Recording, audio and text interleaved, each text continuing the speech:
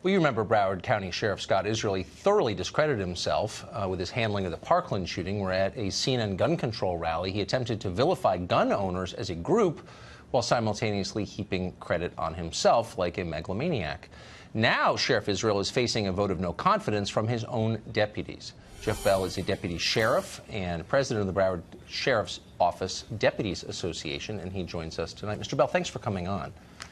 Thank you for having me. So, facing a vote of no confidence for what? Why do you have no confidence? Well, there's a series of events that have led up to this vote of no confidence, and it has nothing to do with a contract whatsoever. That is a blatant lie by the sheriff himself. But this is about a series of events over the past couple of years, such as bad policies of the Promise program and the civil citation program that takes all discretion away from deputies to make the arrests that we need to make. It's about the lack of training facilities, not having our own gun range to properly train for these situations. It's about the distrust between the Sheriff's Office and the union when the Sheriff's Office asked for our help to raise property taxes on citizens because they claim to be broke, but yet we're only to find out after completing an audit that the Sheriff's Office returned $100 million back to the County Commission alone last year.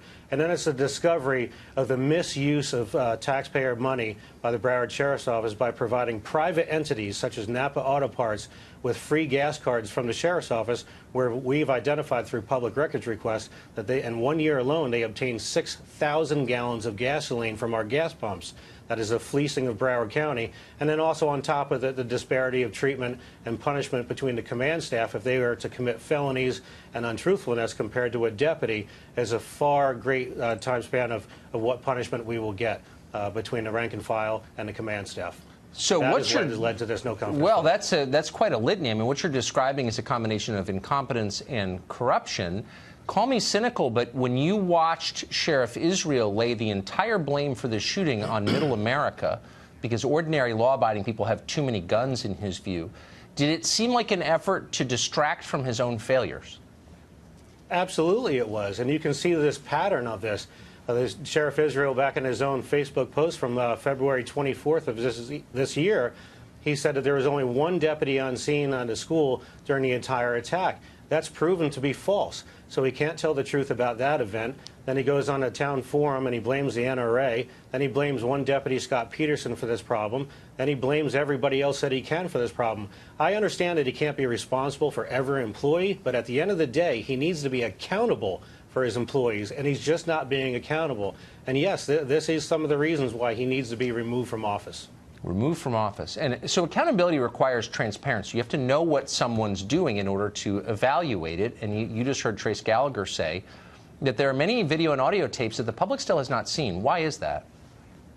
Well, they don't want to be transparent because it's going to expose that the sheriff knew some information in the past, that he contradicted himself in public interviews, and that's going to come back and bite him on that. However, we're going to press forward for more transparency with the sheriff, the same way that he claims to be the most transparent sheriff that's ever been in the sheriff's office. It goes both ways, Sheriff, and you need to be transparent. Release those videos so we can know the truth.